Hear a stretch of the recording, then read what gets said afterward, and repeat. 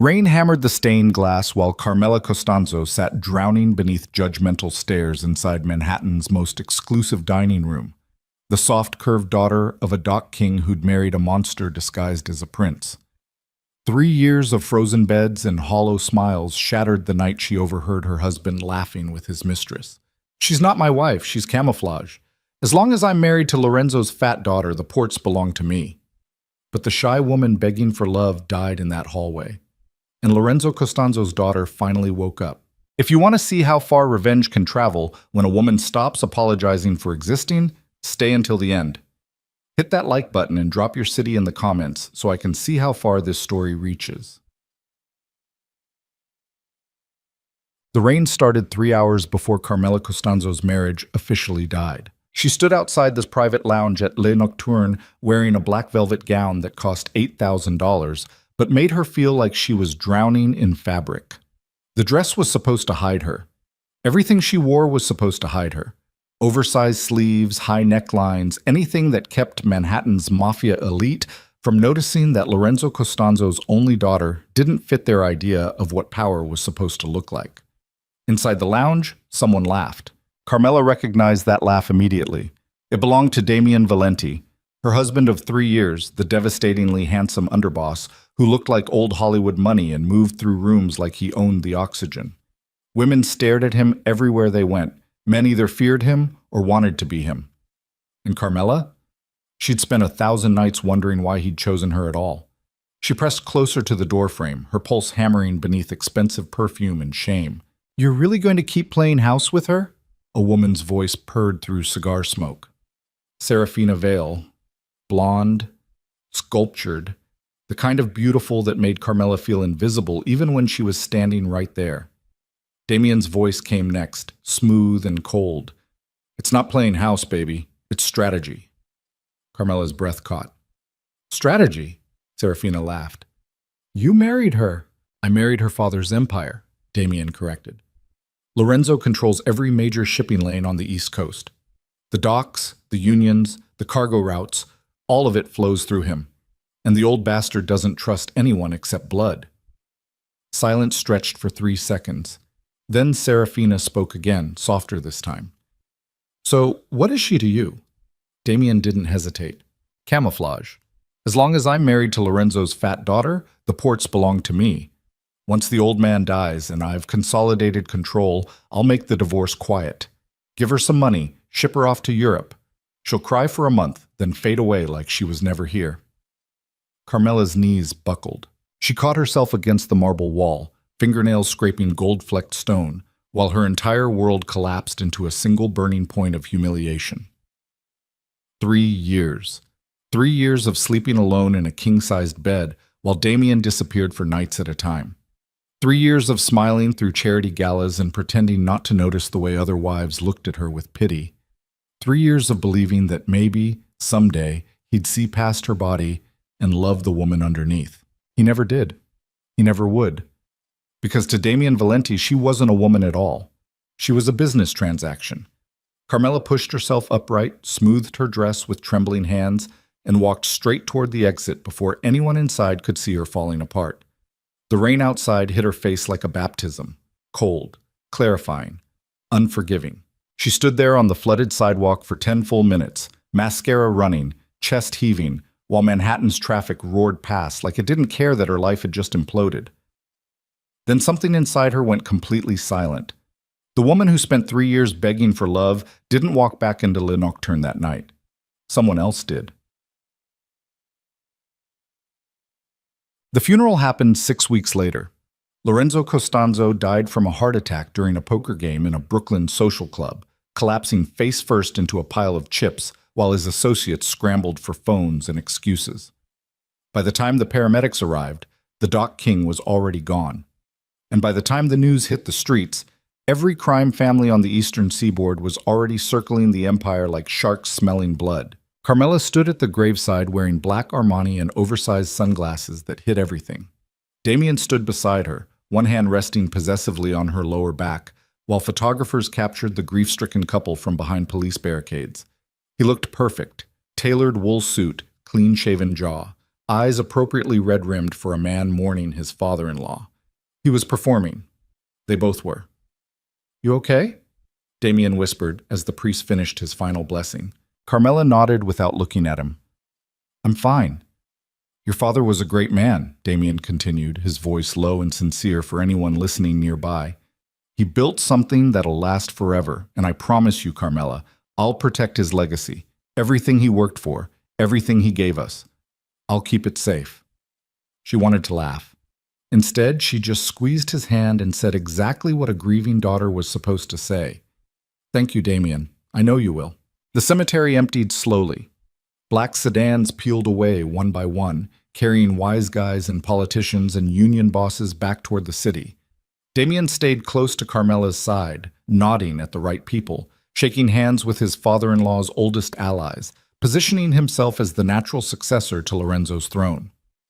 What he didn't know was that Lorenzo Costanzo never trusted him. Not once. Not ever. 3 months before his death, the old Don had called Carmela into his study overlooking the Tribeca waterfront. She remembered the way he looked that night, gray-haired, barrel-chested, holding a tumbler of whiskey like it weighed nothing. "Sit down, baby girl," he'd said. Carmela sat. Lorenzo studied her for a long time, the way fathers do when they're trying to decide how much truth their daughters can handle. "You know Damien doesn't love you." It wasn't a question. Carmela swallowed hard, cheeks burning. "Papa—" "Stop," Lorenzo interrupted. "Don't defend him. Don't make excuses. I've been watching that boy for 3 years, and I know exactly what he is. A climber, a parasite.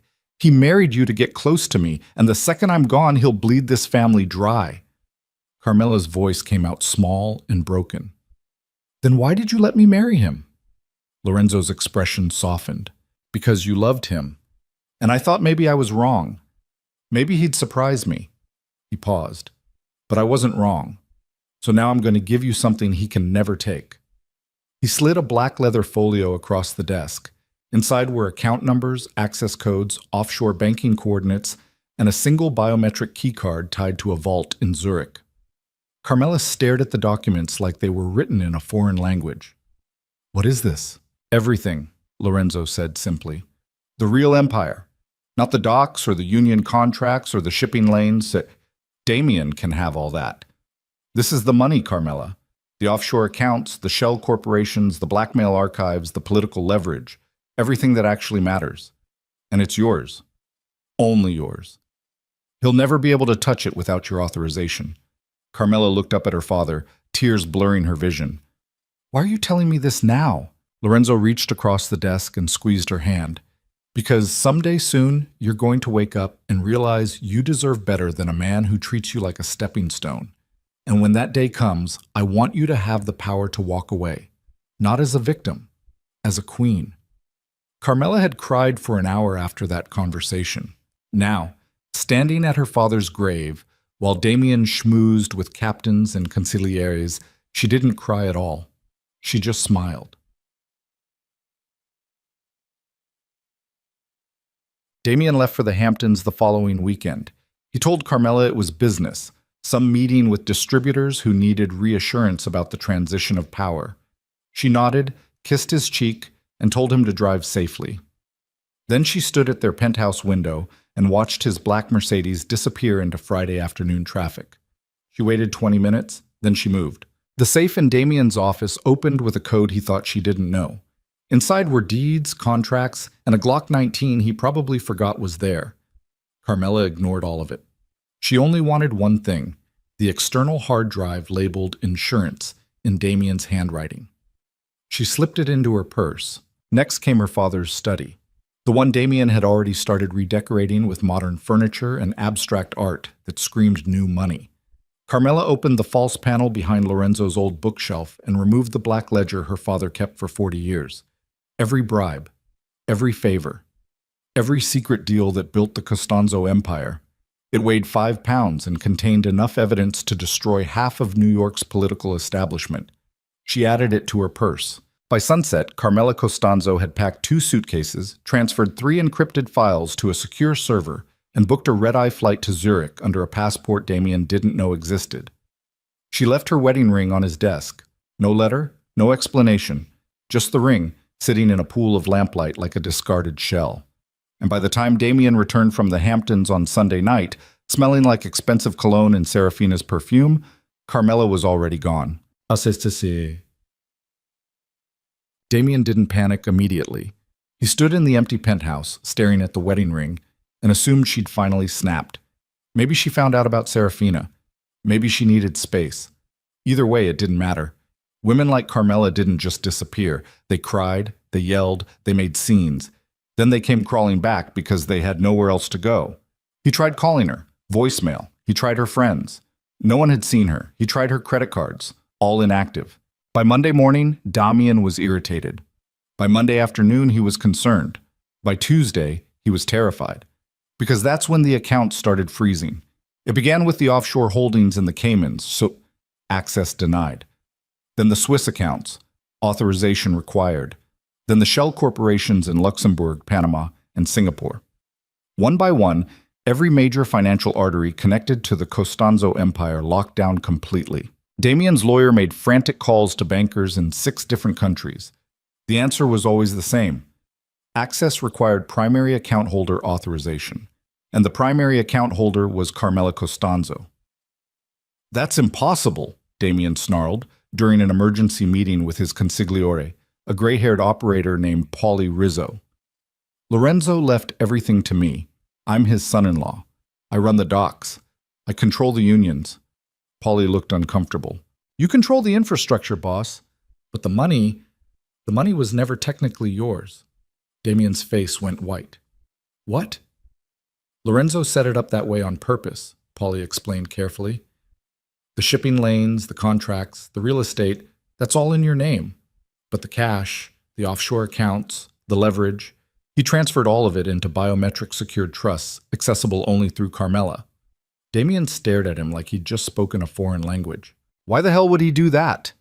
Paulie hesitated. "Maybe he didn't trust you." The silence in the room turned sharp and dangerous. Damien's hands curled into fists. "Find her," he said quietly. "I don't care what it costs. I don't care who you have to pay. Find my wife and bring her home." But Carmela Costanzo wasn't coming home. She was sitting in a fortified estate overlooking Lake Zurich, drinking coffee and watching the sun rise over the Alps like a woman reborn. But the transformation didn't happen overnight. Carmela spent the first 2 weeks in Switzerland doing nothing but sleeping, crying, and staring at mountains. She'd spent so many years trying to shrink herself into something acceptable that she'd forgotten what it felt like to exist without shame. The shame was still there, carved into her bones, woven into her DNA. But for the first time in her life, she had space to breathe around it. She hired security first, not the kind of muscle Damien used, loud, flashy men who wore their violence like jewelry. Carmela wanted ghosts, professionals, the kind of people who disappeared into shadows and reappeared only when blood needed spilling. That's how she met Elias Kane. He was ex-military, ex-intelligence, ex-everything that mattered in the world of people who solved problems quietly. He showed up at her estate wearing a gray suit and no expression, laid a dossier on her kitchen table, and said exactly 4 words: "You need me." Carmela looked at the dossier. Inside were surveillance photos of Damien meeting with Russian syndicate bosses, leaked emails proving he'd been skimming from union pension funds, and recorded phone calls where he discussed selling Lorenzo's blackmail archives to federal prosecutors in exchange for immunity. She looked up at Elias.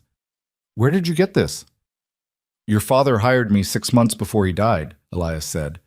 "He knew Damien would move against you the second he was gone. He wanted insurance." Carmela's throat tightened. "Why didn't he tell me?" "Because he wanted you to choose this," Elias replied. "Not because he forced you. Because you decided you were done being a victim." Carmela stared at the man across from her, this stranger who somehow understood her better than her own husband ever did. "What do you want?" she asked quietly. Elias smiled for the first time. "To watch you burn his world down." The dockworkers' strike started in March. It began small, a few union representatives demanding better wages, safer conditions, healthcare coverage, normal labor negotiations. But when the shipping companies refused to budge, The strike exploded overnight into a full-scale shutdown that paralyzed the entire eastern seaboard. Cargo ships sat frozen in the harbor. Containers stacked up like dominoes. Narcotics shipments rotted in customs lockdowns. Weapons deliveries vanished into bureaucratic black holes. And every day the strike continued, Damien Valenti lost millions. He stormed into union headquarters screaming threats, throwing furniture, demanding explanations. But the union reps just stared at him with blank expressions and said the same thing over and over. The workers want what they're owed. What Damien didn't know was that every single union representative had received anonymous offshore payments doubling their strike fund. Payments that came from accounts Damien couldn't trace. Payments that kept the workers fed, housed, and motivated to hold their ground for as long as necessary. Carmela watched the chaos unfold from her estate in Switzerland, tracking every news report, every financial loss, every desperate move Damien made to stop the bleeding. It wasn't enough to destroy him. She wanted him to destroy himself. By April, Damien was hemorrhaging cash so fast he couldn't keep up. The other crime families started circling, smelling weakness. The commission called emergency meetings. Rival bosses made quiet offers to help, offers that came with interest rates designed to swallow him whole. Damien turned them all down.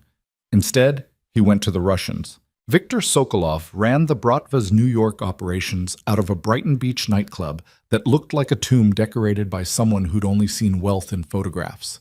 He was a big man, 6'4", 260 pounds of scar tissue and prison tattoos.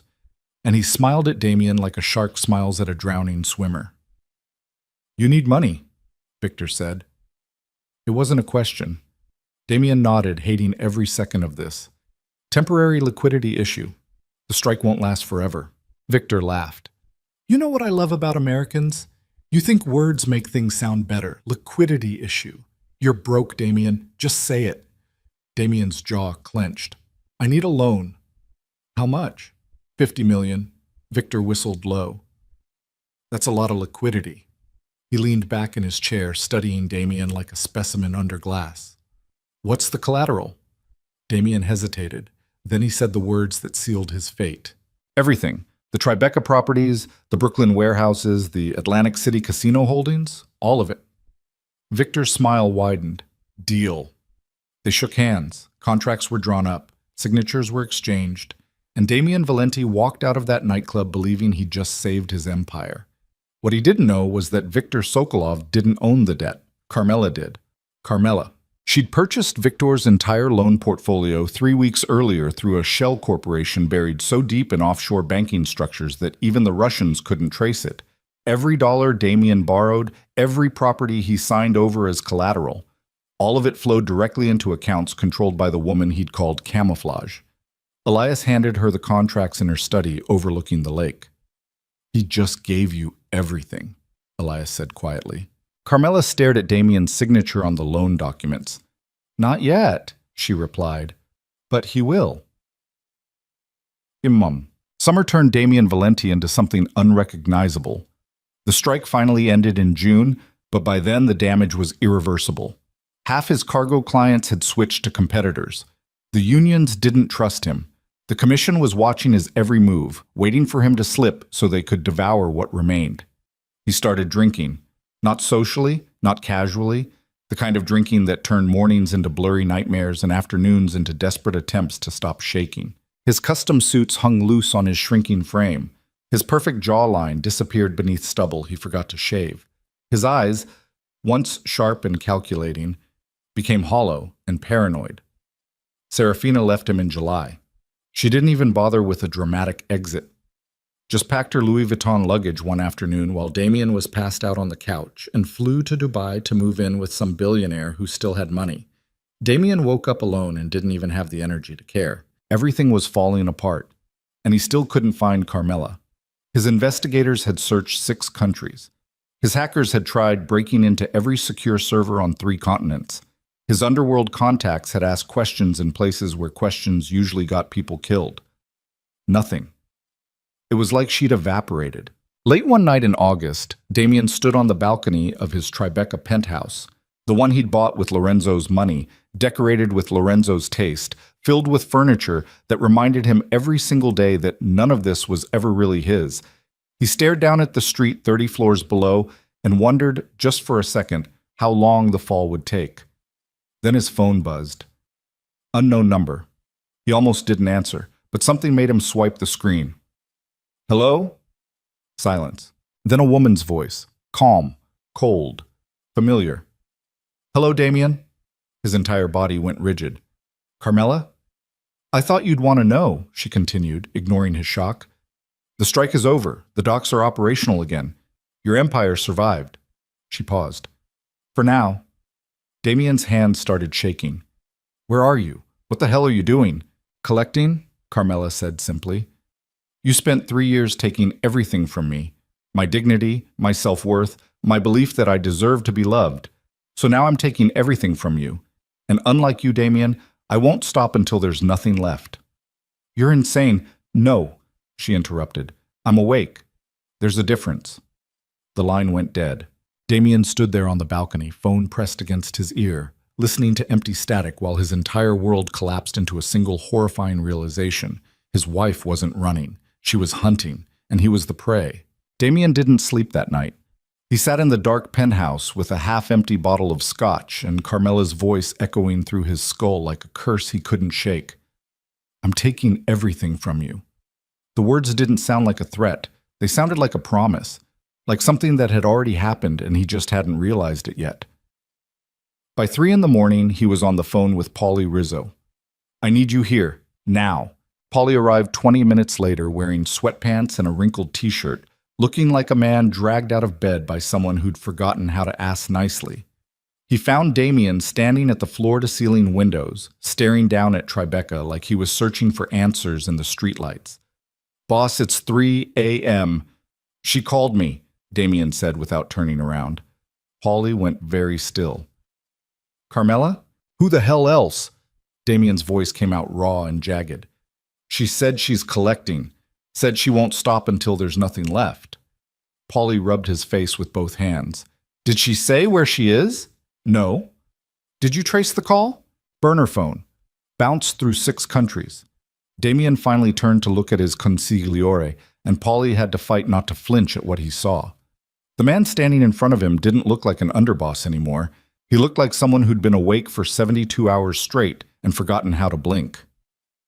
She's playing me, Paulie. She's been playing me this whole time. We don't know that. The strike, Damien interrupted. The union payments.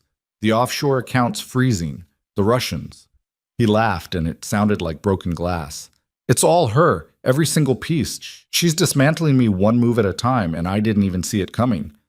Paulie crossed to the bar and poured himself 3 fingers of whiskey because this conversation required alcohol. Okay, let's say you're right. Let's say Carmela's behind everything. What's her endgame? Damien stared at him. Revenge. For what? The question hung in the air for 5 full seconds. Then Damien said, very quietly, for being me. Paulie drank his whiskey in one swallow and immediately regretted it. Listen, boss. I've known Carmela since she was 16 years old, sweet kid, shy, wouldn't hurt a fly. You really think she's capable of orchestrating all this? Damien moved closer, and his voice dropped into something cold and precise. I think I spent 3 years underestimating her because I thought kindness meant weakness.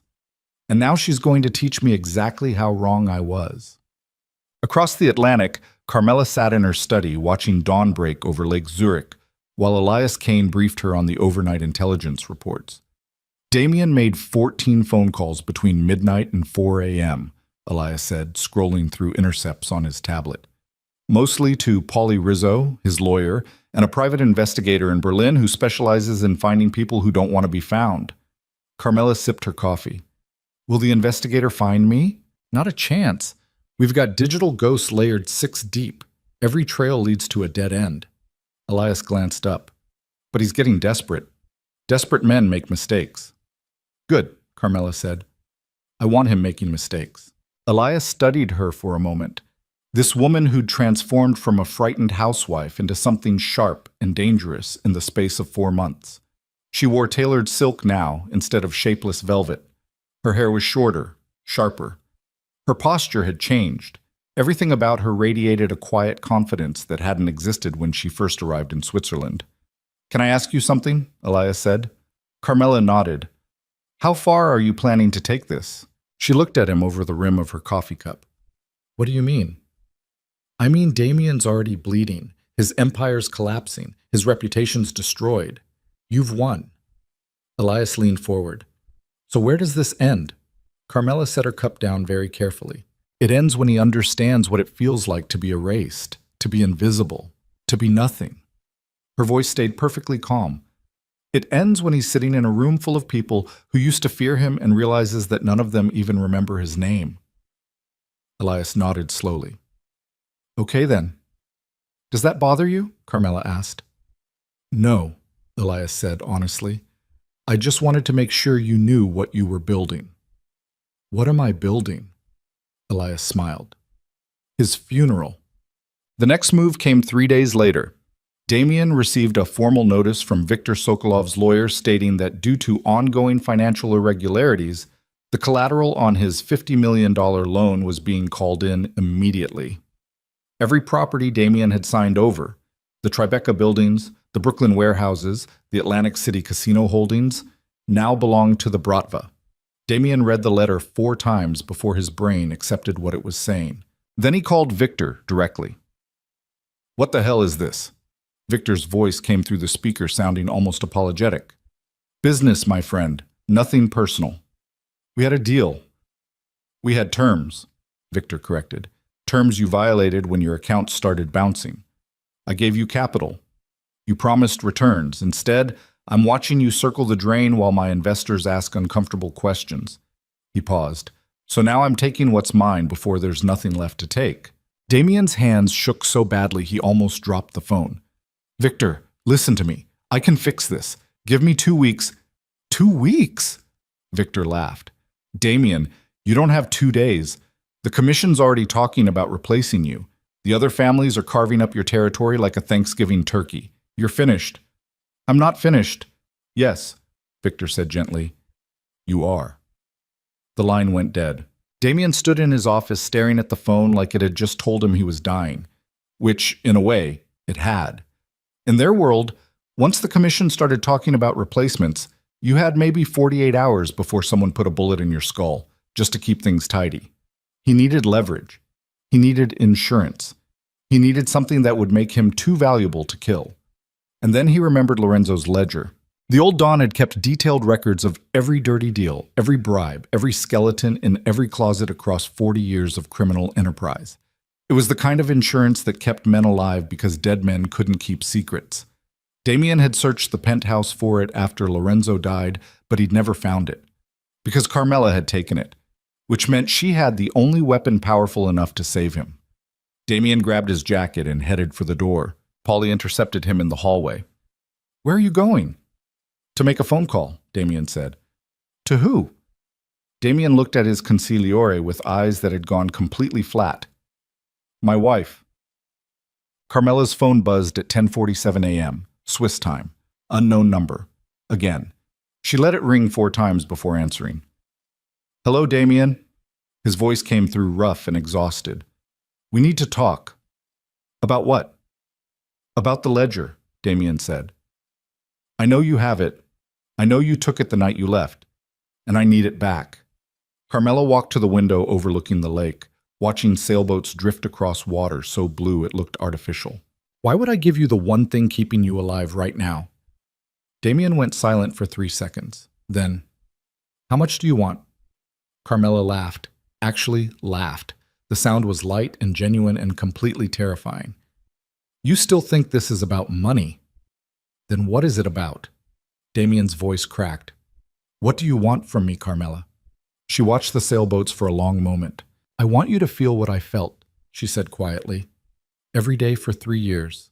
The humiliation, the invisibility, the constant knowledge that the person sleeping next to you thinks you're worthless. She paused. I want you to understand what it's like to be erased. I'm sorry. No, you're not, Carmela interrupted. You're scared. There's a difference. Damien's breathing turned ragged. Please, I'm asking you, whatever I did, whatever I said. You called me camouflage, Carmela said, and for the first time her voice carried actual emotion, not anger, something colder. You told your mistress I was too fat to be a real wife. You laughed about how pathetic I was. And you did it in a restaurant where anyone could have heard you because you didn't think I mattered enough to be careful. Silence stretched across the transatlantic connection. I was drunk, Damien said finally. I didn't mean, yes, you did, Carmela said. That's the problem. You meant every word, and now you get to live with the consequences. She hung up. Damien stared at his phone, and something inside him finally snapped. He threw it across the room so hard it shattered against the marble fireplace. Polly, who'd been listening from the doorway, didn't move. Feel better? Polly asked. Damien turned on him with wild eyes. She's destroying me. Yeah, Polly said. She is. So what do I do? Polly poured them both drinks and handed one to Damien. You have two options. Option 1, you run. Disappear. Start over somewhere the commission can't reach you. South America, maybe. Southeast Asia. I'm not running. Then option 2, Polly continued. You go to the commission and tell them everything. Confess that you've lost control of the Costanzo assets. Ask them to intervene. Damien drank his scotch in one burning swallow. If I do that, they'll kill me for incompetence. Maybe, Polly admitted. Or maybe they'll see an opportunity. Carmela has the ledger. The ledger has enough dirt to bury half the families in New York. If the commission can get their hands on it, they'll control the entire eastern seaboard. Damien stared at him. You want me to offer my wife as bait? I want you to survive, Polly said bluntly. And right now, she's the only card you have left to play. The commission meeting happened in a private room at a Brooklyn steakhouse that looked like it hadn't been redecorated since 1973. Wood paneling, red leather booths, oil paintings of horses that nobody actually liked, but everyone pretended to admire. Damien sat at the head of the table, surrounded by 5 men who collectively controlled every major criminal operation from Boston to Baltimore.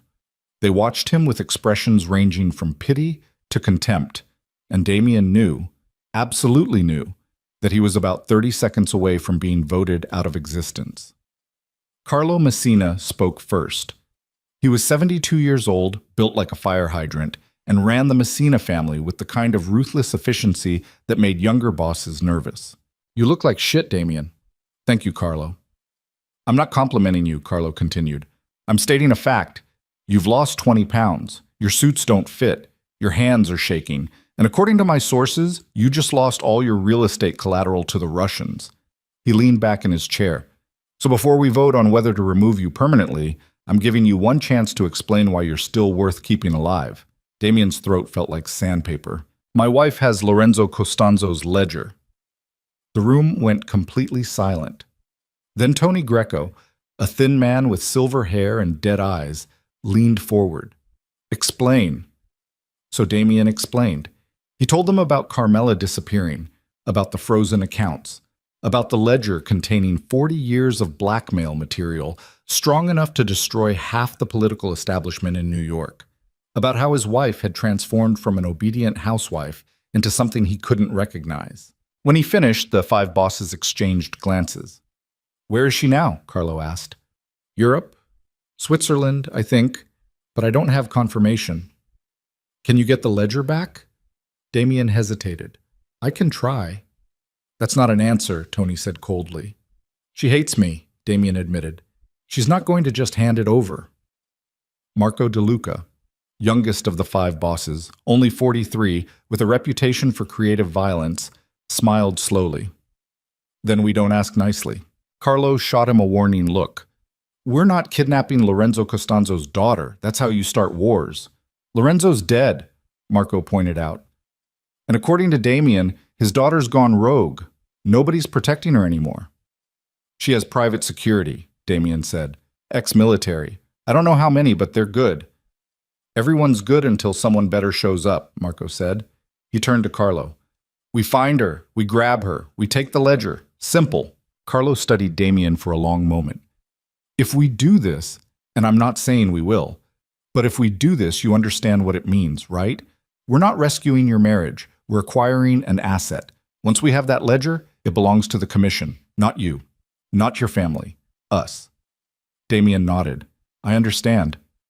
And if she gets hurt in the process? Something flickered across Damien's face. Something that might have been guilt, or might have been grief, or might have been nothing at all. Do what you have to do. Carlo nodded slowly. Then we have a deal. Elias Kane picked up the surveillance intercept at 4:37 p.m. local time.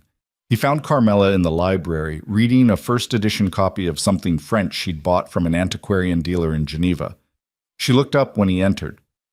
"What's wrong?" "The commission just authorized a snatch team," Elias said. "They're coming for you." Carmela closed the book carefully. "When?" "Unknown. But they've contracted with a group out of Prague, ex-Spetsnaz, very good at making people disappear." He paused. "We need to move you. Now." Carmela stood and walked to the window. Below, the lake stretched out calm and perfect, like something from a postcard that didn't have space for violence. "No," she said quietly. Elias stared at her. "I'm sorry?" "I said no." Carmela turned to face him. "We're not running." "Carmela, these men are professionals."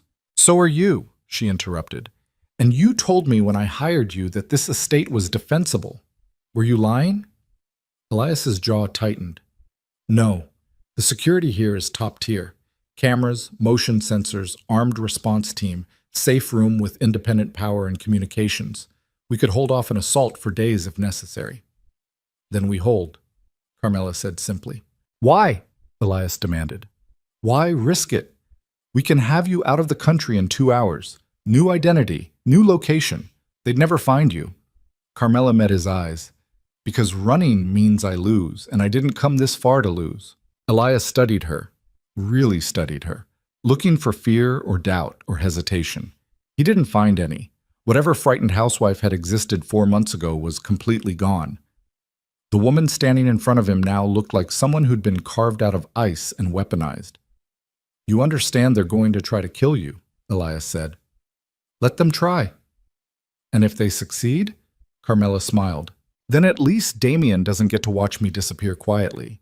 He gets to explain to the underworld why Lorenzo Costanzo's daughter died screaming while he cowered behind the commission's skirts." Elias nodded slowly. "Okay then." He pulled out his phone. "I'll call the team. We go to full lockdown protocols immediately." "One more thing," Carmela said. "What?" "I want cameras everywhere, body cams on every operative, live feed to encrypted servers in 3 countries. Her voice stayed perfectly calm. "If they come for me, I want the whole world to see it." Elias smiled despite himself. "You're not just defending yourself, you're building insurance." "I'm building a legacy," Carmela corrected. "If I survive this, I want proof of what Damien authorized. And if I don't survive—" She trailed off. "Well, dead women make excellent martyrs, especially when their murders are caught on camera." Cuts. The assault team arrived 3 days later. They came at 2:47 a.m. on a moonless night when the lake looked like spilled ink and the mountains were just darker shapes against the darkness. 6 men in tactical gear with suppressed weapons and night vision equipment that turned them into something out of a science fiction nightmare. The estate's perimeter alarms triggered before they'd made it 50 meters past the tree line. Inside the main house, klaxons blared. Elias's voice came through Carmela's earpiece, sharp and controlled. "We have multiple contacts approaching from the southwest. 6 hostiles. Military formation. This is not a drill." Carmela stood in the safe room watching live feeds from 24 cameras scattered across the property. Her heart hammered against her ribs, but her hand stayed steady. "Rules of engagement?" she asked. "They breach the outer perimeter. We light them up," Elias said. "Non-lethal, if possible. But if they return fire—" He didn't need to finish the sentence. The assault team hit the first defensive layer at 2:51 a.m. Floodlights exploded across the lawn, turning night into day. Automated warning messages blared in 6 languages. "You're trespassing on private property. Leave immediately or face armed response." The assault team ignored them and kept moving, so Elias's people opened fire. The first volley came from concealed positions in the tree line. Suppressed rifle fire that shredded the grass around the assault team's feet. Warning shots. Professional courtesy. One last chance to walk away. The assault team answered with flashbangs and automatic weapons fire, and suddenly the Swiss countryside erupted into a war zone. Carmela watched it unfold on the screens in front of her. Muzzle flashes strobing through the darkness, men moving in tactical formations, grenades arcing through the air like meteors. It looked choreographed, unreal, like something from a movie that forgot to hire stunt coordinators. But the blood was real. One of the assault team members went down hard with a round through his thigh. Another took shrapnel from a defensive charge that turned 20 square meters of manicured lawn into a crater. The remaining 4 pulled back, regrouped, tried a different approach. Elias's voice stayed calm through it all, directing his team like a conductor managing an orchestra. Sector 3, shift left. Sector 5, suppressing fire on my mark. The battle lasted 11 minutes. It felt like 11 hours. By the time the assault team finally retreated, dragging their wounded back toward whatever vehicle they'd hidden in the forest, the estate looked like something that needed apologizing for. Bullet holes pocked the stone walls. Windows were shattered. The garden Carmela had grown to love was churned into mud and shredded vegetation. But the house still stood. And Carmela was still alive. Elias found her in the safe room, still watching the monitors, her face pale but composed. "You okay?" he asked. Carmela nodded. "Did we get it on camera?" "Every second," Elias confirmed. "Full footage from 6 angles, audio intercepts, identification on 3 of the hostiles." He paused. "This is going to make a hell of a story." Carmela turned to look at him. "Send copies to every major news outlet in the United States. CNN, New York Times, Washington Post. All of them." Elias raised an eyebrow. "You sure? Once this goes public, there's no taking it back." "I'm sure," Carmela said. "I want everyone to know what the commission authorized. I want them to see what happens when powerful men decide a woman doesn't have the right to walk away." Elias nodded and pulled out his phone. "Consider it done." Carmela turned back to the monitors, staring at the wreckage of her temporary sanctuary. She'd spent 3 years being invisible. Now the whole world was about to learn her name. And Damien Valenti was about to discover that some women, when pushed hard enough, don't break. They detonate. The footage hit the internet 48 hours later. Encrypted files delivered anonymously to 24 news organizations with a simple message. Mafia-linked assault team attacks civilian target in Switzerland. Full tactical recordings attached. Within 6 hours, it was everywhere. Cable news ran it on a loop. Internet journalists dissected every frame. Reddit threads exploded with theories. Twitter, or whatever they were calling it now, turned Carmela Costanzo into a hashtag. The narrative wrote itself. Lorenzo Costanzo's daughter, fleeing an abusive marriage to a mafia underboss, targeted for assassination by a criminal conspiracy that couldn't accept a woman saying no. It was perfect. It was devastating, and it was completely impossible for Damien to deny. Because his face was visible in the background of one photo taken at the commission meeting, because phone records leaked to journalists showed calls between him and the assault team's coordinator, because forensic accountants started tracing money and finding trails that led straight back to accounts connected to Damien's remaining associates. The evidence was circumstantial. It was also overwhelming. Carlo Messina called Damien at 11 p.m. on a Thursday and didn't bother with pleasantries. "You're out." Damien had been expecting this. Didn't make it easier to hear. Don't, Carlo interrupted. "Don't apologize, don't explain, don't waste my time. You authorized an operation that just put the entire commission in the FBI's crosshairs. Every agent from here to California is now crawling up our asses looking for connections. You're done. It was your idea to grab her, and it was your mess that forced us into that position," Carlo snapped. "You lost control of your wife. You lost control of the Costanzo assets. And now you've lost control of the narrative." He paused. "Clean out whatever you have left and disappear. If you're still in New York 48 hours from now, I can't protect you from what happens next." The line went dead. Damien sat in the dark penthouse holding a phone that had just pronounced his death sentence. He'd lost everything. The money, the respect, the fear. All of it gone because he'd underestimated a woman he thought was too broken to fight back. And somewhere across the Atlantic, in an estate that looked like a battlefield disguised as luxury real estate, Carmela Costanzo poured herself a glass of wine and watched the sun rise over Lake Zurich like a woman who'd just been reborn. She'd crossed the point of no return. There was no going back to who she used to be. No reconciliation, no forgiveness. Only forward, only war. And she was going to win. The morning after Carlo Messina's phone call, Damien Valenti packed a single leather duffel bag with whatever still mattered. Cash, passports, a Glock he'd never fired outside a range, and stood in the Tribeca penthouse one last time, trying to figure out when exactly his life had stopped belonging to him. The answer came faster than he wanted. 3 years ago. The moment he looked at Carmela Costanzo across her father's dinner table and saw an opportunity instead of a person. He left the keys on the kitchen counter, walked out without looking back, and by noon he was sitting in a rental car outside a motel in Newark that charged by the hour and smelled like industrial cleaner fighting a losing war against decades of bad decisions. This was rock bottom. Or so he thought. Carmela learned about Damien's exile through a New York Times article that landed in her inbox at 6 a.m. Swiss time. The headline read, "Valenti crime family in disarray as underboss disappears amid federal investigation." She read it twice over coffee while morning light flooded through the bullet-scarred windows of her estate. The article said Damien had vanished, that the commission had officially severed ties, that federal prosecutors were preparing a RICO case that would probably land half the New York underworld in prison for the next 20 years. It should have felt like victory. Instead, it felt incomplete, because Damien was still alive, still breathing, still capable of rebuilding somewhere the commission couldn't touch him. And as long as he existed, Carmela would never be truly free. She'd always be the woman defined by her relationship to him, the mob wife who fought back, the daughter who inherited revenge. She wanted more than that. She wanted erasure.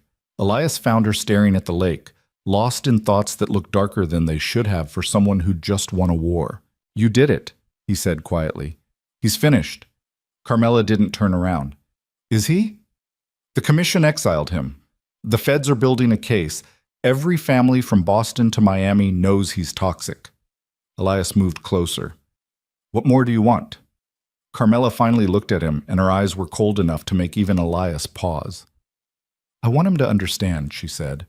"I want him to feel what it's like when the person you trusted most in the world turns out to be the knife in your back." Elias studied her carefully. "You're talking about betrayal." "I'm talking about justice," Carmela corrected. "He spent 3 years making me feel worthless. I spent 4 months destroying his empire, but he still doesn't understand why." She paused. "He thinks this is about the money, about power. He doesn't realize it was never about any of that." "Then what was it about?" Carmela turned back to the lake. "Being seen," she said quietly. "For once in my life, being seen." Elias nodded slowly. Then his phone buzzed. He glanced at the screen and his expression shifted into something sharp and focused. "We have a problem." Carmela's pulse quickened. "What kind of problem?" Elias showed her the message. It was a photo taken outside a cafe in Newark. Damien Valenti sitting alone at a corner table, looking like death warmed over and given bad news. And across from him, leaning forward with the body language of someone delivering a proposition, was a man Carmela didn't recognize. Thin, silver-haired, expensive suit. Elias zoomed in on the stranger's face. That's Marcus Webb, former CIA. Now he runs a private security firm that specializes in extraction operations and witness protection. Elias looked at Carmela. If Damien's talking to him, it means he's planning to disappear for real. New identity, new country, ghost protocol. Carmela felt something cold settle in her chest. "How long do we have?" 48 hours, maybe less. Elias hesitated. "If he gets into Webb's pipeline, we'll never find him. The man's that good." Carmela stared at the photo of her husband, ex-husband, though the paperwork hadn't caught up yet, and felt rage and panic fighting for dominance inside her skull. She'd spent months orchestrating his destruction, and he was about to slip away anyway. "Can you stop it?" she asked. Elias met her eyes. "That depends on how far you're willing to go." Oh, the plan came together in 6 hours. Elias had contacts, the kind of people who lived in shadows and solved problems that couldn't be solved legally. He made calls, transferred cryptocurrency, pulled favors from old colleagues who owed him blood debts. By midnight, everything was in place. Carmela sat in the safe room watching live satellite feeds of the Newark motel where Damien had been hiding. The image was grainy, but clear enough to see him pacing his room like a caged animal that had forgotten it used to be Apex. "We go tonight," Elias said. "Webb's people are scheduled to pick him up tomorrow morning. If we wait, we lose our window." Carmela nodded. "What's the play?" "We grab him, bring him here, let you finish this face to face." Elias paused. "But you need to understand something. Once we cross this line, there's no walking it back. We're talking about kidnapping, international transport.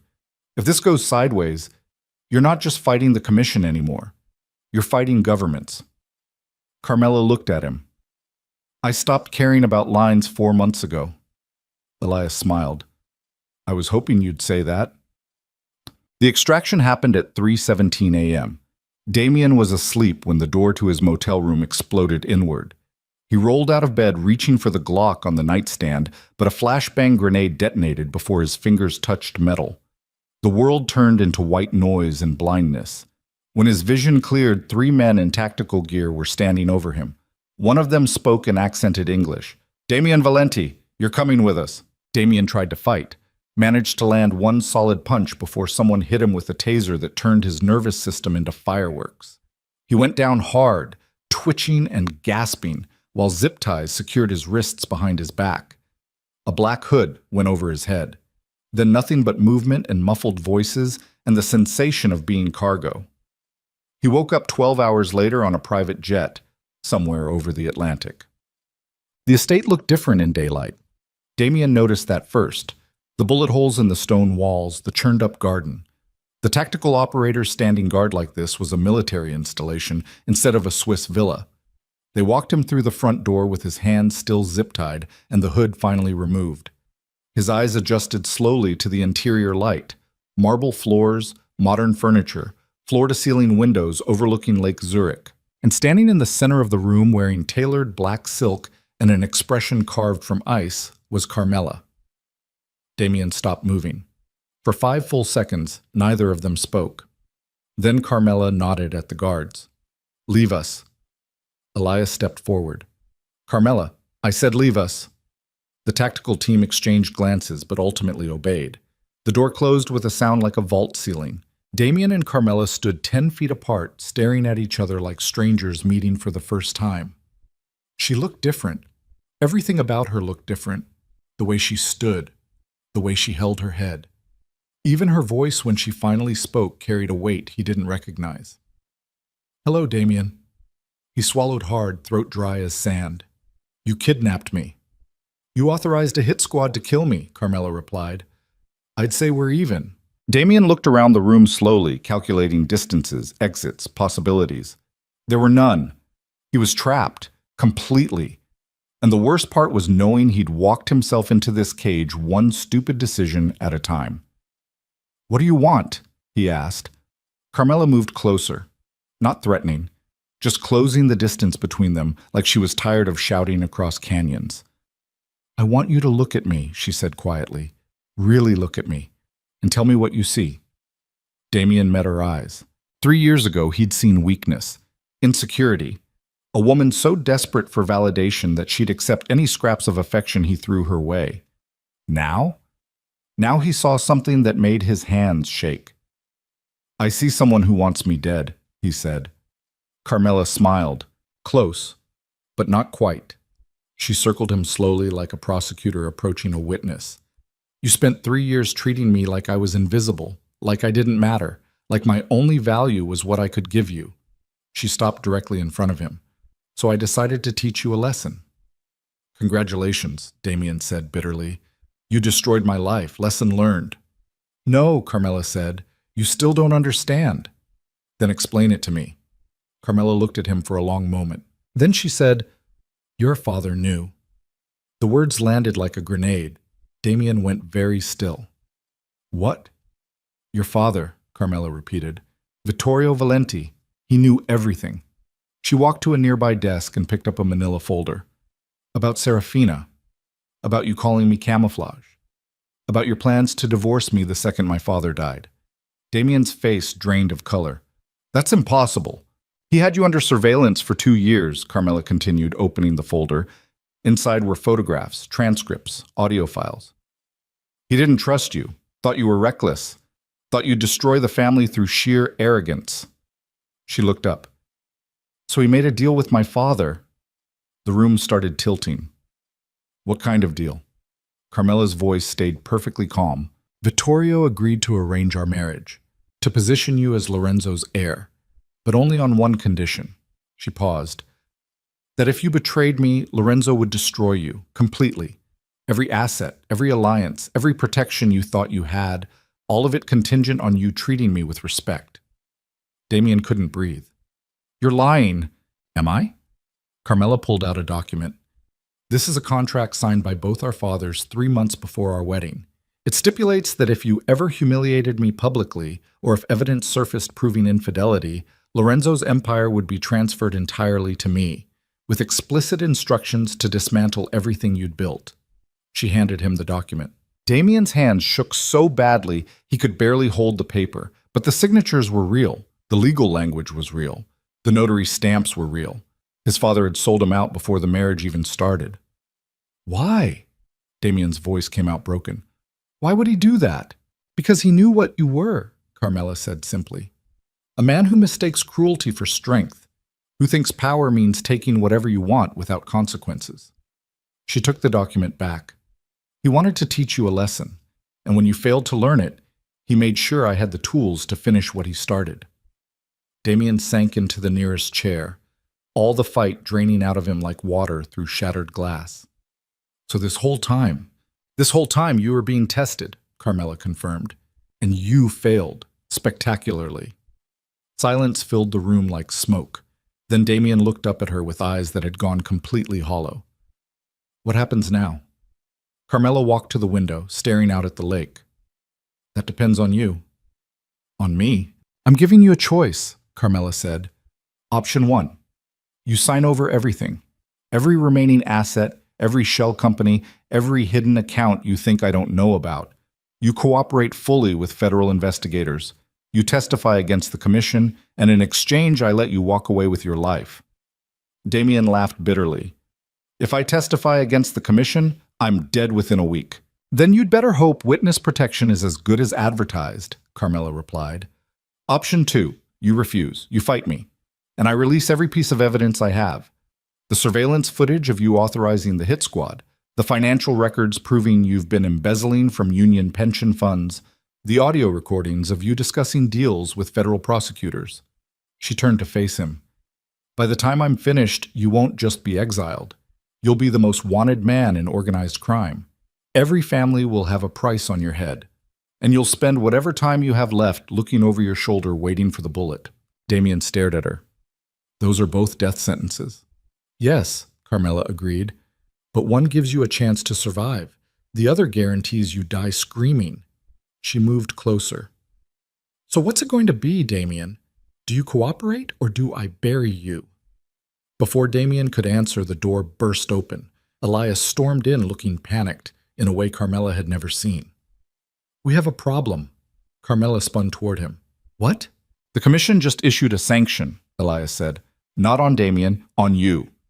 The room temperature dropped 20 degrees. Explain, Carmela said coldly. Elias pulled out his tablet and showed her the encrypted message that had just hit his secure channels. It was from Carlo Messina. Lorenzo's daughter has become a liability. The footage of the assault team went public. Federal investigators are now targeting commission operations from Boston to Baltimore. This cannot stand. Authorization granted for permanent resolution. All families notified. Bounty, $10 million. No restrictions on method. Carmela read it 3 times. Then she looked at Damien. He was staring at her with something that might have been horror or might have been grim satisfaction. They're going to kill you, he said quietly. Because of the footage I released, Carmela said, piecing it together. Because I made them look weak. Because you embarrassed them, Damien corrected. In this world, that's worse than murder. He leaned back in his chair. You thought you were playing chess. But the commission doesn't play games. They erase problems. Carmela turned to Elias. How long do we have? Hours. Maybe less. Elias's voice was tight. 10 million is enough to bring every mercenary, hitman, and freelancer in Europe to your doorstep. We can't defend this position. Not against that kind of pressure. Carmela felt the walls closing in. She'd spent 4 months destroying Damien, building her empire, positioning herself as untouchable. And in one message, the commission had turned her into prey. We need to move, Elias said. Now, new location, new identity. I can have you in Southeast Asia by tomorrow morning. No, Carmela interrupted. Both men stared at her. No? Elias repeated. Carmela, this isn't negotiable. If you stay here, you're dead.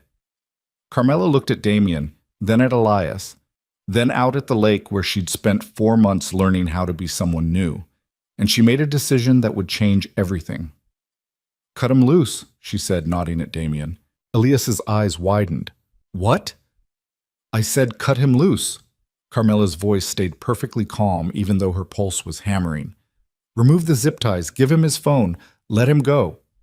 Carmela, he'll run straight to the commission. No, he won't, Carmela said. She looked at Damien. Because he's going to make a deal with me. Damien stared at her like she'd lost her mind. What kind of deal? Carmela moved closer, and her voice dropped into something cold and precise. You know the commission better than anyone. You know how they think, how they operate, where their vulnerabilities are. She paused. Help me survive this. Give me everything you know about their operations, their contacts, their safe houses. And in exchange, I'll give you what you wanted from the beginning. What's that? Carmela's smile was sharp as broken glass. A chance to destroy the people who just tried to kill us both. The silence stretched for 10 full seconds. Then Damien started laughing. It was the kind of laugh that came from somewhere dark and broken. The laugh of a man who just realized the universe had a sense of humor, and it was targeted directly at him. You're insane, he said. I'm desperate, Carmela corrected. There's a difference. They'll kill us both. Oh, they're already trying to kill us both, Carmela interrupted. The only question is whether we die separately and accomplish nothing, or whether we die fighting and take them down with us. Damien looked at Elias. You're okay with this? Elias's expression was unreadable.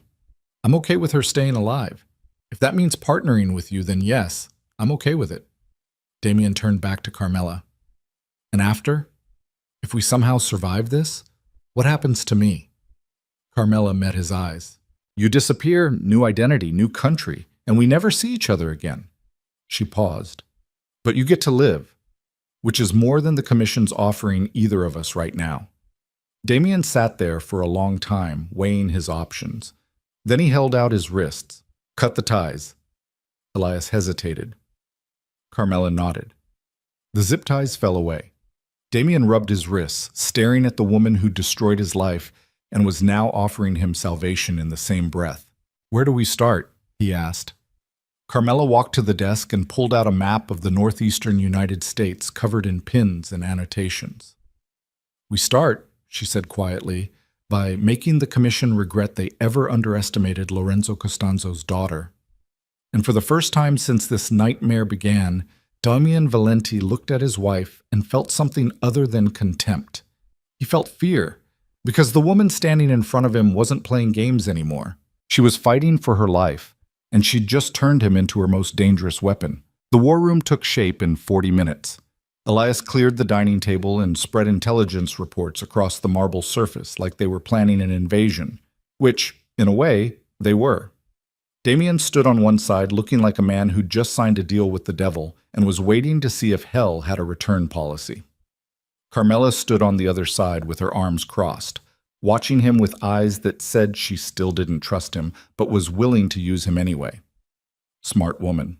The commission has 5 primary enforcement crews, Damien said, pointing at the map.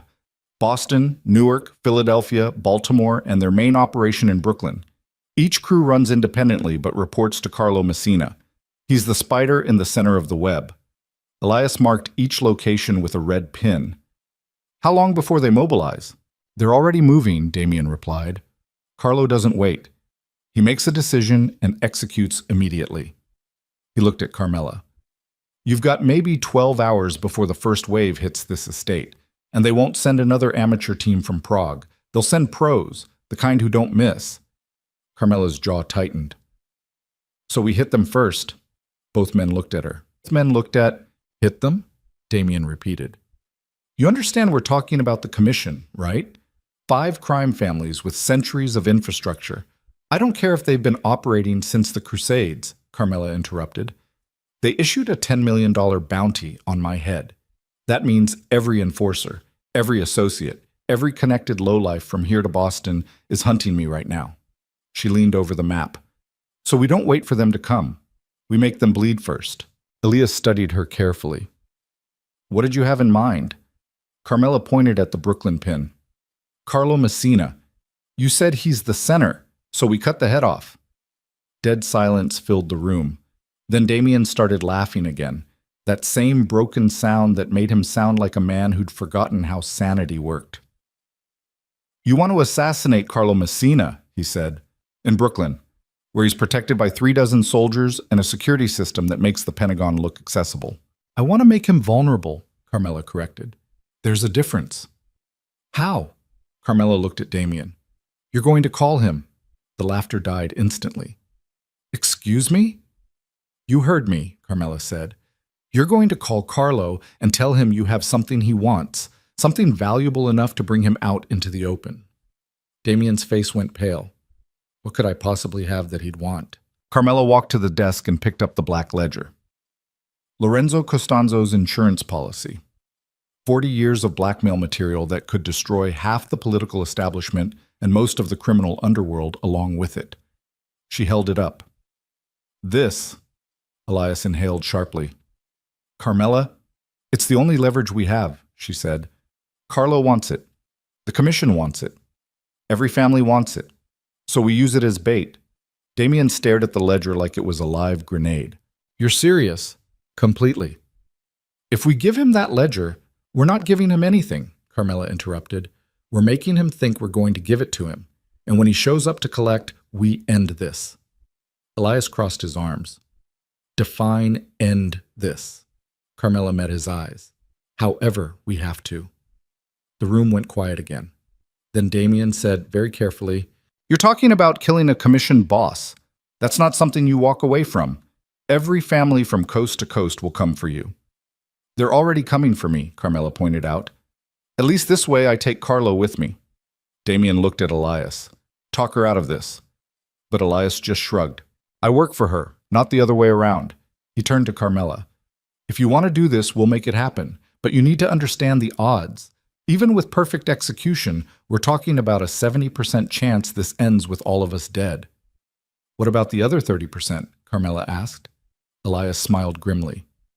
We become legends. The call happened at 4 p.m. Swiss time. Damien sat at the dining table with a burner phone in one hand and his other hand shaking so badly he had to press it flat against the marble to keep it steady. Carmela stood beside him with the ledger open, showing him exactly what pages to reference. Elias monitored the call from his tablet, ready to trace any attempt at a location lock. Damien dialed.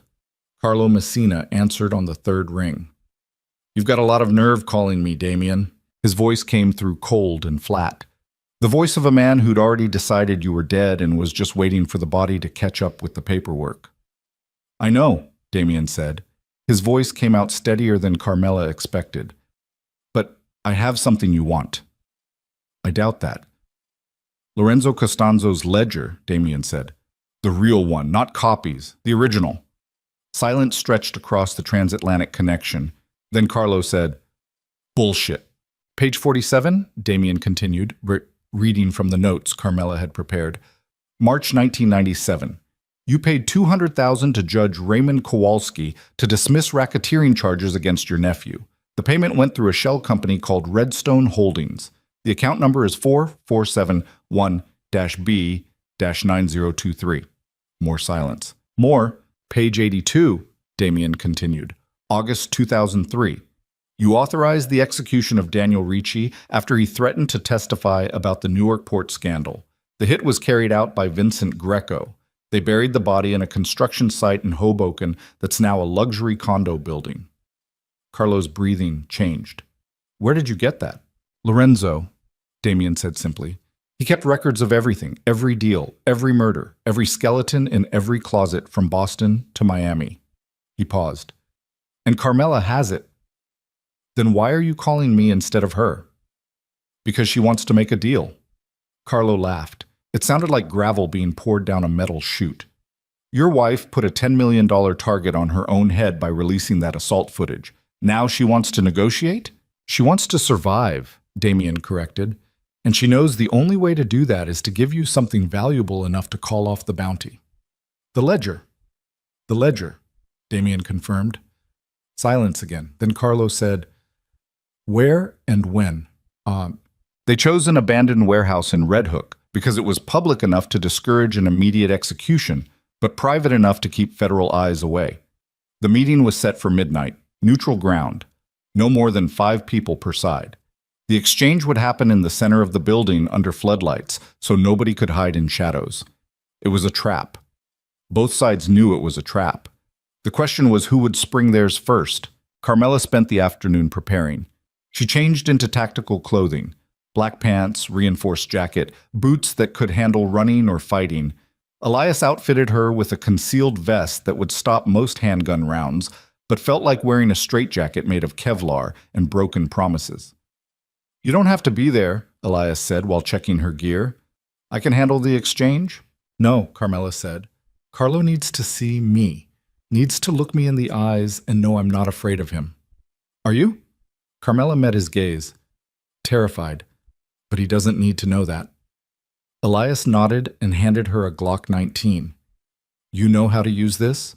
"My father taught me when I was 12, Carmela said. She checked the magazine, chambered around, and tucked it into the holster at her hip. "He said women in our world needed to know how to protect themselves because the men around us wouldn't always be there." "Smart man." "He was," Carmela agreed quietly. "Until he wasn't. Trust him." They flew into New York on a private jet at 9 p.m. The city looked the same as it always did from the air, a sprawling grid of lights and violence wrapped in concrete and steel. Carmela stared down at it through the window and felt something twist in her chest. She'd grown up here, married here, almost died here. Now she was coming back to finish it. The warehouse sat on the edge of Red Hook, overlooking the water. Rusted metal siding, broken windows. The kind of place where bodies turned up occasionally and nobody asked too many questions because asking questions in Brooklyn was a good way to become the next body. 3 black SUVs were already parked outside when they arrived. Carlo's people. Elias pulled their vehicle to a stop 50 yards away and killed the engine. He turned to look at Carmela and Damien sitting in the back seat. "Last chance to walk away," he said. Neither of them moved. "Okay then." Elias checked his weapon. "Rules of engagement. If shooting starts, you run. Don't try to be a hero. Don't try to fight. You run, and you keep running until you're somewhere safe. Understood?" Carmela nodded. Damien didn't respond. Elias looked at him. "Understood?" "If shooting starts, we're all dead anyway," Damien said quietly. "So it doesn't really matter what the plan is." "Cheerful," Elias muttered. "Let's go." "We say..." The warehouse interior was exactly what Carmela expected. Concrete floor, steel beams, industrial floodlights that had been set up specifically for this meeting, casting everything in harsh white light that eliminated shadows and made everyone look like actors in a play nobody wanted to see. Carlo Messina stood in the center with 4 men flanking him. All of them wore expensive suits that didn't quite hide the bulges of shoulder holsters. Carlo himself looked exactly like his photographs. 72 years old, built like a fire hydrant, with eyes that had watched people die and forgotten their names by morning. He smiled when he saw Carmela. "Lorenzo's daughter," he said. "You look different than I remember." "I grew up," Carmela replied. "You grew dangerous," Carlo corrected. "There's a difference." Carmela walked forward until she was 10 feet away from him, close enough to see the lines carved into his face by decades of violence, close enough to smell his cologne mixing with cigar smoke and old leather. "You issued a bounty on me," she said. "You embarrassed the commission," Carlo replied. "What did you expect? A thank you card?" "I expected men who pride themselves on power to understand what happens when they underestimate women." Carlo's smile widened. "Is that what this is? A feminist statement?" "This is survival," Carmela said. "You want the ledger, I want the bounty canceled. We make the trade and everyone walks away." "Show me." Carmela nodded at Elias. He stepped forward and placed the black ledger on an overturned crate between them. The leather looked old and worn under the floodlights. 40 years of secrets bound in cowhide and thread. Carlo gestured at one of his men. The enforcer, a thin guy with dead eyes and a face that looked like it had been broken multiple times, moved forward and opened the ledger. He spent 3 minutes flipping through pages, cross-referencing dates and names against something on his phone. Then he looked at Carlo and nodded. It's real. Carlo's expression didn't change. How do I know this is the only copy? You don't, Carmela said. But Lorenzo was old school. He didn't trust digital records. This is the original, the only one. You expect me to believe that? I expect you to recognize that if I had copies, I would have already released them, Carmela pointed out. I released the assault footage because I wanted to hurt you. If I had more ammunition, I would have used it. Carlo studied her for a long moment. Then he said, You've got guts, kid. I'll give you that. He gestured at his men. Take the ledger. The thin enforcer reached for it. That's when everything went wrong. Damien moved. He grabbed the Glock from Carmela's holster before anyone could stop him, raised it toward Carlo, and pulled the trigger 3 times in rapid succession. The sound was deafening in the enclosed space. 2 of Carlo's men went down immediately. The third took a round in the shoulder and spun sideways. Carlo himself dove behind the crate, surprisingly fast for a man his age. Elias was already moving, dragging Carmela backward while return fire erupted from Carlo's remaining enforcer. What the hell are you doing? Carmela screamed at Damien. But Damien wasn't listening. His face had gone blank and terrible. The face of a man who'd crossed a line and discovered he didn't care about the consequences. Finishing this, he said. Then he advanced on Carlo's position. More gunfire. More chaos. Carmela couldn't tell who was shooting at who anymore. Everything was muzzle flashes, and the smell of cordite, and people screaming orders that nobody could hear. Elias shoved Carmela toward the exit.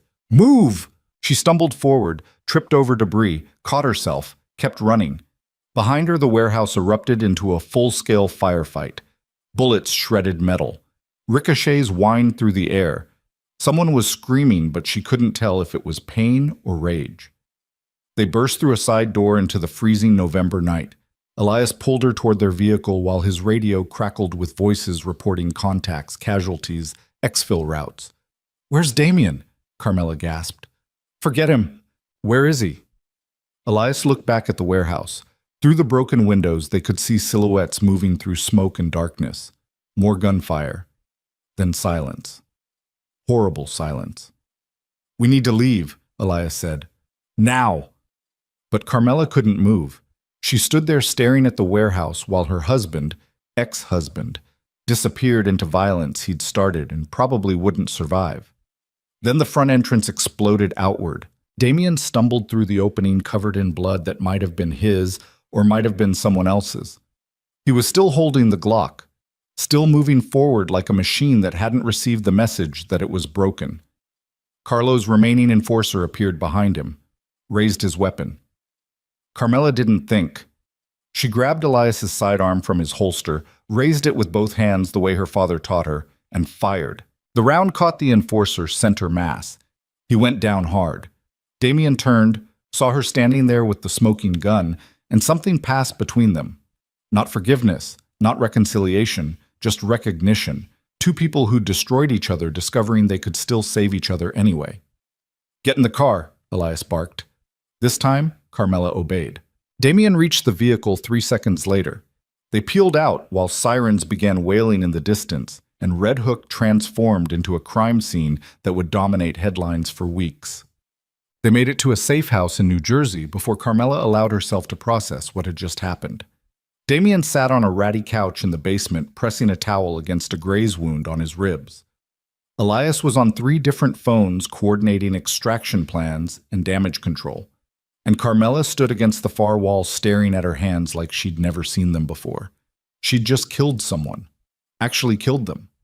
The knowledge sat in her chest like broken glass. Elias finally hung up his phones and turned to Damien with murder in his eyes. What the hell was that? Damien looked up at him through sweat and exhaustion. Ending it. You were supposed to make the trade. There was never going to be a trade, Damien interrupted. You think Carlo was going to let any of us walk out of there alive?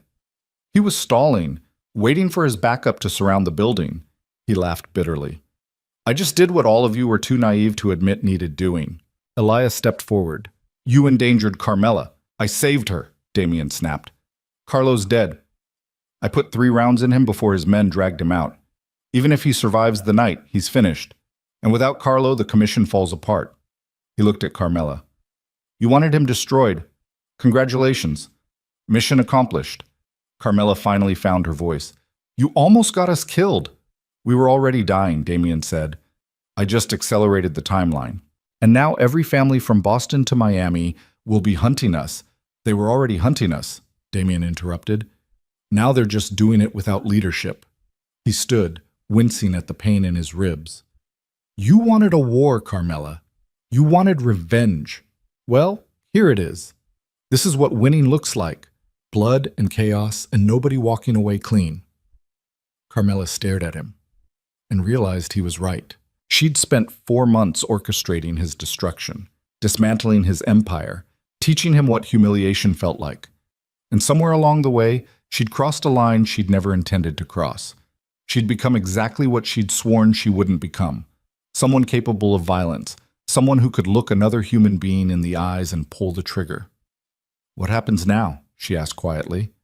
Elias answered, Now we run.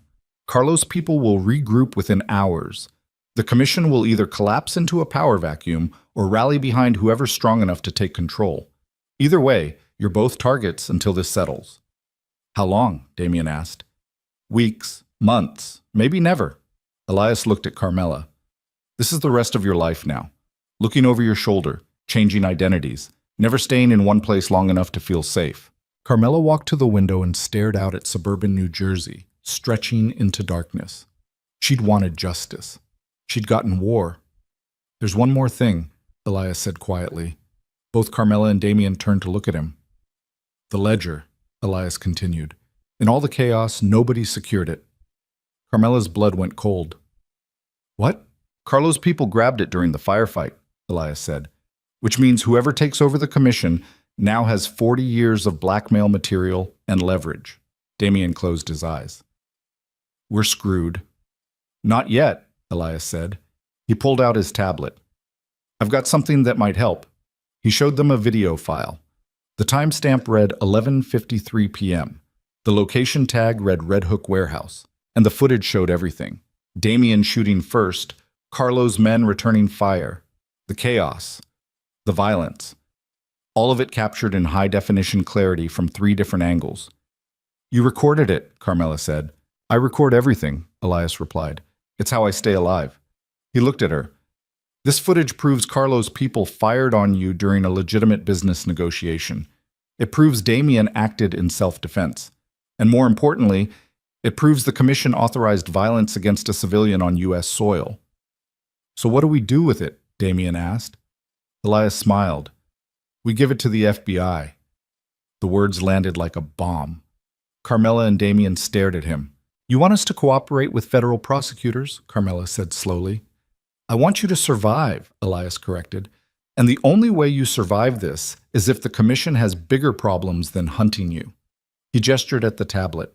This footage is evidence, real evidence, the kind that starts RICO cases and ends with bosses dying in federal prison. If we give this to the FBI, we're marked forever, Damien said. We'll never be able to come back, never be able to show our faces anywhere the families operate. You're already marked, Elias pointed out. This just gives you protection while you disappear. Carmela looked at Damien.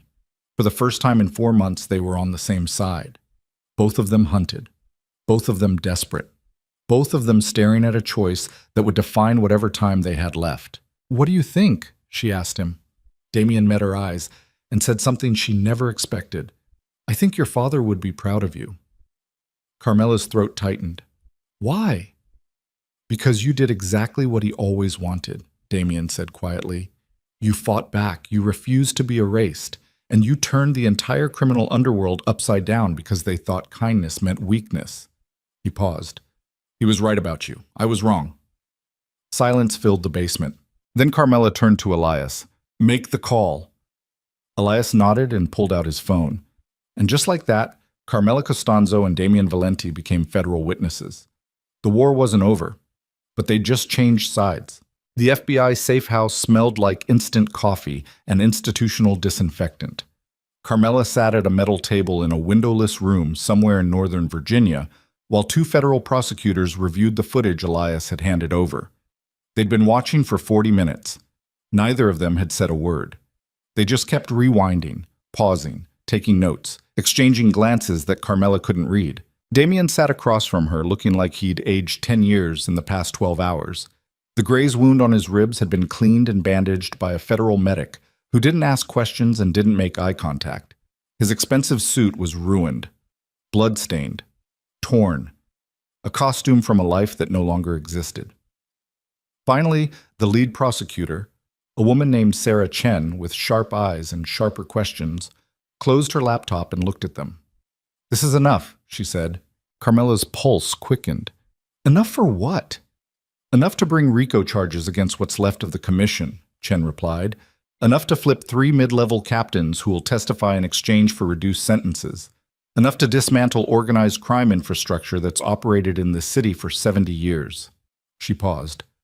"But only if you're willing to cooperate fully." "Define fully," Damien said. "Everything," Chen said bluntly. "Every name, every location, every deal you witnessed or participated in. You testify in open court. You submit to depositions. You help us build cases against everyone from street-level enforcers to the bosses still breathing." She leaned forward. "And in exchange, we put you in witness protection. New identities, new lives. The kind of disappearing act that ensures you survive long enough to die of old age instead of a bullet." Carmela looked at Damien. He looked back at her. And something passed between them that hadn't existed before. Not forgiveness, not reconciliation, but understanding. They'd destroyed each other, rebuilt themselves, and now they were being offered a chance to vanish into ordinary lives where nobody knew their names or cared about their past. "What happens to us?" Carmela asked quietly. Chen understood the question immediately. "You mean together?"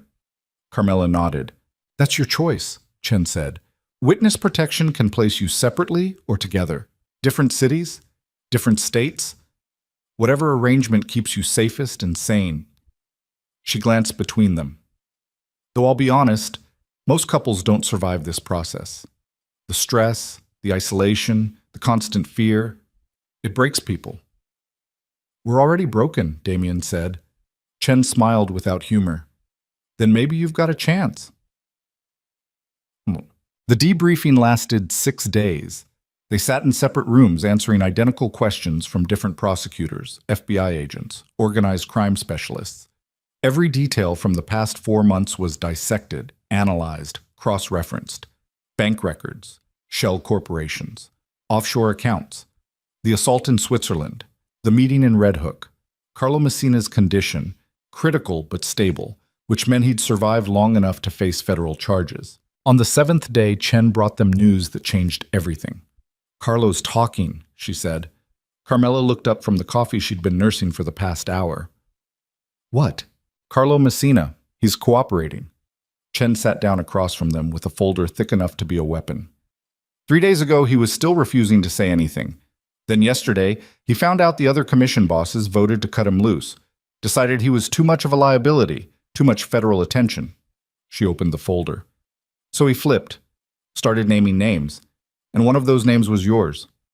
Damien went very still. "Mine?" "Both of you, actually," Chen said. She pulled out a transcript. "According to Carlo, the assault team in Switzerland wasn't authorized by the commission. It was a rogue operation funded by someone else entirely." Carmela's stomach dropped. "Who?" Chen looked at Damien. "Your father." The room temperature plummeted 20 degrees. Damien stared at her like she'd just spoken a language he didn't recognize. "That's impossible. My father's been dead for 2 years. Your half-brother," Chen corrected. "Marcus Valenti. Apparently your father had a second family in Philadelphia that nobody in New York knew about. Marcus is 38, ex-military, smart, ambitious." She slid a photograph across the table. "And according to Carlo, he's been orchestrating a power play to take over both the Valenti and Costanzo territories by eliminating everyone in his way."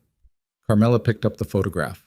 The man staring back at her had Damien's jawline, their father's eyes, and an expression that suggested he'd learned violence young and never forgotten how to use it. "Why would he target me?" Carmela asked. "Because you have what he wants," Chen said. "The Costanzo fortune, the offshore accounts, the political leverage.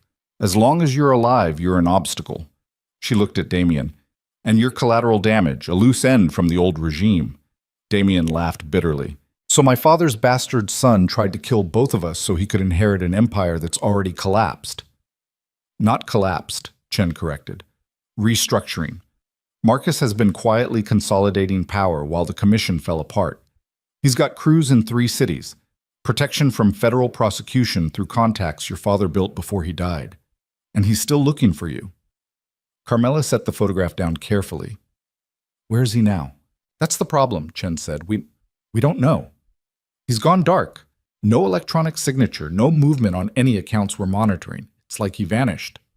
Elias, who'd been standing silently in the corner, finally spoke. He's waiting. Everyone turned to look at him. Waiting for what? Chen asked. For them to surface, Elias said, nodding at Carmela and Damien. He knows they're in protective custody, knows they're cooperating, so he's being patient, waiting for the moment they think they're safe. Then he'll move. Chen's expression hardened. We can protect them. No, you can't, Elias interrupted. Not from someone like Marcus. Ex-military means he knows how witness protection works, knows the protocols, the safe houses, the security procedures.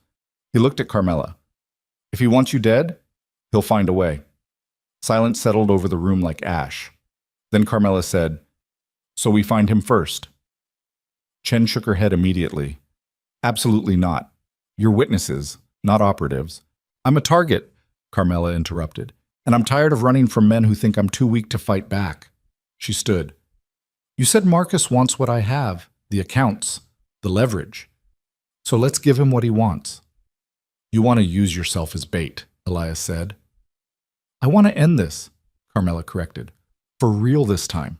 No more safe houses, no more waiting for the next assassination attempt. We draw him out. We finish it. And then we disappear. Damien was staring at her with something that might have been respect or might have been horror. You're serious? Completely. Chen looked at both of them for a long moment. Then she said, I'll need to clear this with my superiors. Clear it, Carmela said, because I'm doing this whether you help me or not. The trap took 3 days to set. They leaked information through carefully selected channels. Rumors that Carmela Costanzo was transferring her father's offshore accounts through a private bank in Manhattan, that she'd be present for the final authorization, that security would be minimal to avoid drawing attention. It was a lie wrapped in enough truth to be believable. The meeting location was a building in the financial district, 12 stories, underground parking, multiple exits, the kind of place where rich people moved money quietly and nobody asked uncomfortable questions. The FBI filled it with undercover agents disguised as bankers, security guards, maintenance workers, snipers positioned on adjacent rooftops, SWAT teams in unmarked vans 3 blocks away. Enough firepower to invade a small country. Carmela wore a wire beneath a tailored gray suit that made her look like someone who belonged in boardrooms and shareholder meetings. Damien stood beside her wearing similar armor, though his eyes kept scanning the room like he expected bullets to start flying any second. Elias coordinated everything from a surveillance van 2 streets over, watching feeds from 24 cameras while federal agents listened to encrypted radio chatter. The meeting was scheduled for 3 p.m. At 2:47, Marcus Valenti walked through the front door. He looked exactly like his photograph. Tall, confident, moving through the lobby like a man who'd never questioned his right to occupy space. 2 men flanked him. Private security or hired muscle, hard to tell the difference. Elias's voice came through Carmela's earpiece. Target confirmed. West entrance. 2 associates. Stay calm. Carmela's heart hammered against her ribs, but her hand stayed steady. Marcus approached the reception desk, gave his name, was directed toward the elevators. The doors closed behind him with a soft mechanical whisper. He's coming up, Elias said. Conference room C, 3rd floor.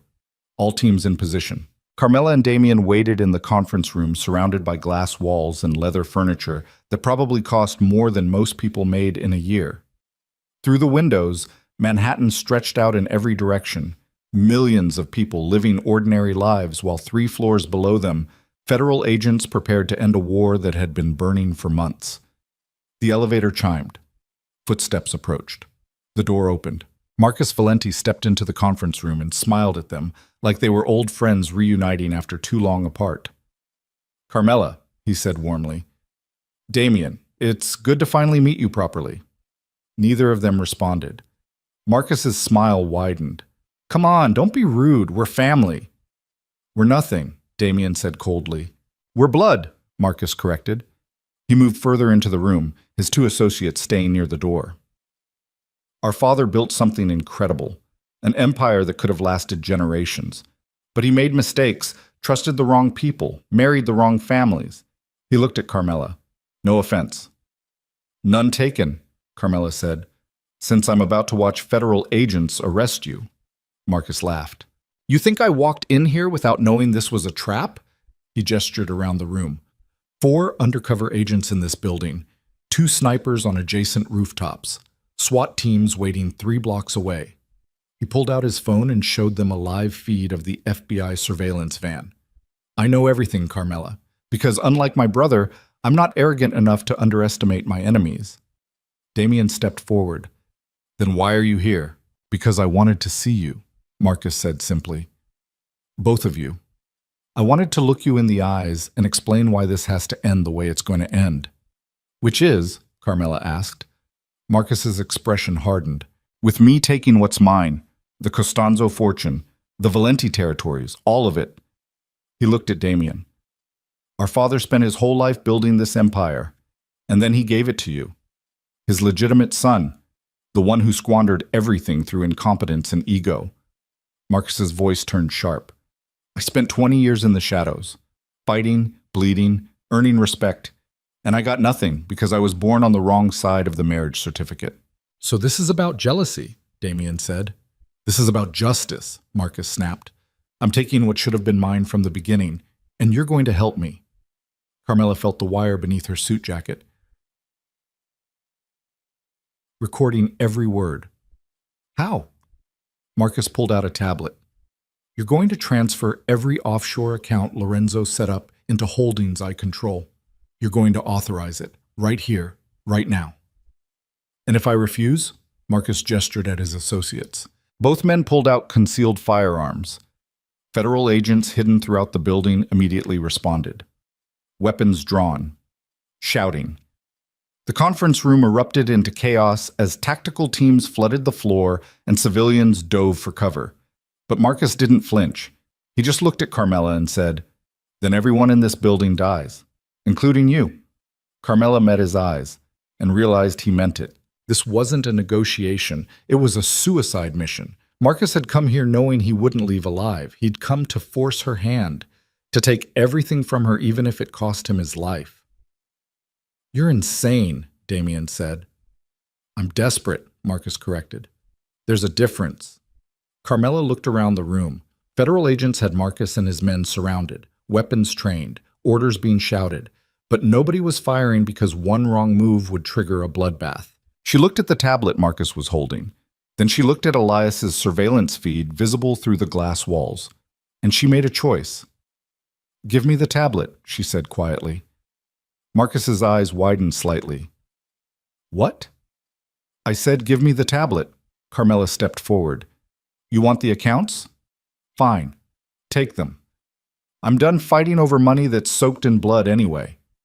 Carmela, Damien started. She cut him off with a look. It's just money, Damien. It's not worth dying for.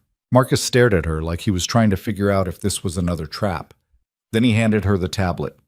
Carmela pulled up the offshore banking interface, entered her biometric authorization, watched as decades of criminal fortune waited for her final approval, and then she transferred everything, not to Marcus's accounts, to federal holding accounts managed by the Treasury Department.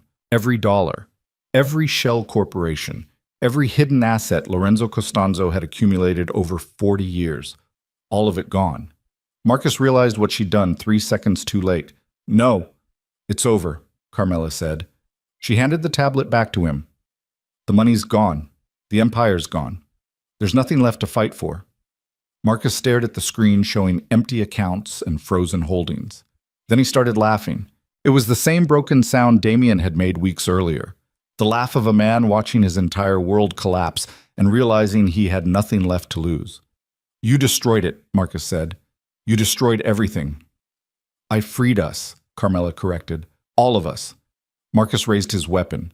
Federal agents screamed warnings, and Carmela stood perfectly still, staring at her husband's half-brother with eyes that had stopped being afraid months ago. "Go ahead," she said quietly.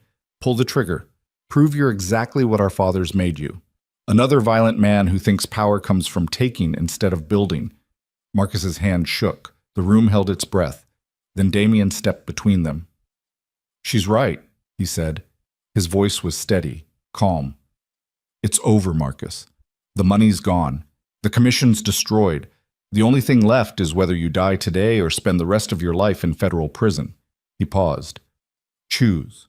Marcus looked at his half-brother, then at Carmela, then at the federal agents surrounding them with enough firepower to end this in seconds. And slowly, so slowly, he lowered his weapon. "I choose neither," he said. Then he turned the gun on himself. Carmela screamed. Damien lunged forward, but they were both too late. The gunshot echoed through the conference room like thunder, and Marcus Valenti collapsed onto expensive carpeting that would never be clean again. The aftermath took weeks. Carlo Messina pleaded guilty to racketeering charges and received 25 years in federal prison. 3 other commission bosses followed. The remaining families fractured into smaller operations that spent more time fighting each other than rebuilding.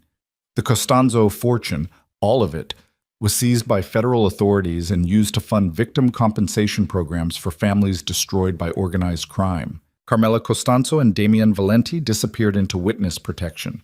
They were given new names, new social security numbers, new lives in a mid-sized city in the Pacific Northwest where nobody recognized them and nobody cared about their past. The government offered to place them separately. They chose to stay together, not because they loved each other, not because they'd forgiven the things they'd done, but because they were the only 2 people in the world who understood what it cost to survive the war they'd started. 6 months later, Carmela stood in a small bakery she'd opened using money from the federal witness stipend.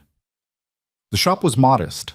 12 tables, a display case filled with pastries she made every morning before sunrise. The kind of place where regulars knew her name, her new name, and asked about her weekend.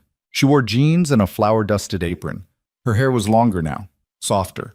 She'd gained back some of the weight she'd lost during those months in Switzerland when survival was the only thing that mattered. She looked different. She felt different. The bell above the door chimed. Damien walked in carrying groceries from the market 3 blocks away. He'd started working construction. Manual labor that left his hands calloused and his back sore, but gave him something to do besides think about everything he'd lost. "How was the morning rush?" he asked. "Good," Carmela replied. Mrs. Chen bought 3 loaves of sourdough, said it reminds her of bakeries in Shanghai. Damien nodded and set the groceries on the counter. They moved around each other carefully, politely, like roommates who shared space but not intimacy. They slept in separate bedrooms, ate meals together in comfortable silence, went to therapy separately, and sometimes together when the nightmares got too bad. It wasn't a marriage, it was survival, and some days that was enough. "I'm thinking about taking a trip," Carmela said while wiping down tables. Damien looked up. "Where?" "I don't know, somewhere quiet. Maybe the coast." She paused. "You could come if you want." Damien studied her for a long moment. "Do you want me to?" Carmela met his eyes, and for the first time in 6 months, she told him the truth. "I don't know," she said. "Some days I look at you and I still see the man who called me camouflage, who laughed about how pathetic I was, who married me for an empire instead of love." She set down the cloth. "But other days I look at you and I see the man who stepped between me and a bullet, who chose to burn everything down rather than let them take me, who's trying to build something better even though we both know we're probably going to fail." Damien's jaw tightened. "I was a monster to you." "You were," Carmela agreed, "and I became a monster right back. We destroyed each other, Damien, completely. There's no pretending otherwise." "So why stay?" Carmela walked closer. "Because leaving would mean they won. The commission, your father, every man who ever looked at me and saw something disposable." She paused. "I spent 3 years being invisible. I'm not doing that again, not for you, not for anyone." Damien nodded slowly. "So what do we do?" "We survive," Carmela said simply. "We wake up every morning and we bake bread and we build furniture and we pretend we're people who deserve ordinary lives. And maybe someday we'll actually believe it. And if we don't? Carmela smiled sadly. Then at least we tried. The bell above the door chimed again. A customer walked in asking about cinnamon rolls. Carmela turned away from Damien and smiled at the stranger with the kind of practiced warmth that came from years of hiding pain beneath politeness. "Fresh out of the oven," she said. "How many would you like?" And just like that, the moment passed. Life continued. Not the life she'd imagined when she was Lorenzo Costanzo's daughter living in a Tribeca penthouse. Not the life she'd dreamed about when she married a handsome underboss and believed fairy tales still existed, but a life nonetheless. Smaller, quieter, built on foundations of flour and sawdust instead of blood and empire. And on the days when the nightmares came, when she woke up gasping, seeing Marcus's body on expensive carpet or hearing gunfire echo through Swiss estates, Damien was there, not to fix her, not to save her, but to sit beside her in the darkness and remind her that survival wasn't always beautiful. Sometimes it was just breathing, and that was enough. No. 2 years after everything ended, Carmela received a letter. It arrived at the bakery with no return address, just her new name written in handwriting she didn't recognize. She opened it carefully, half expecting threats or bounties or ghosts from a past that refused to stay buried. Instead, she found a single photograph. Lorenzo Costanzo standing beside a younger version of herself. She couldn't have been more than 16. They were at some family gathering she barely remembered, and her father was looking at her with an expression she'd forgotten he was capable of making: pride. On the back of the photograph, someone had written, "Your father knew what you'd become. He always knew. Be well." No signature, no explanation, just that.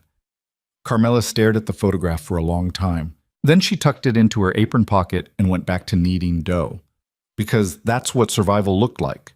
Not grand gestures or dramatic revelations, just the simple act of continuing, of making bread, even when your hands still remembered how to pull triggers, of building something ordinary from the ruins of something terrible, of learning that justice wasn't always about revenge. Sometimes it was just about waking up the next morning and choosing, once again, to exist. Carmela Costanzo. The woman who'd been called camouflage, who'd destroyed an empire out of humiliation and rage, who'd crossed every line and burned every bridge, was gone. The woman who remained was someone new, someone quieter, someone who understood that the people ignored long enough don't always learn where to place the knife. Sometimes they learn to put the knife down entirely, and that, in the end, was the most dangerous thing of all.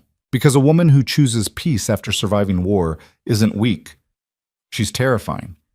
She's proof that strength doesn't always look like violence.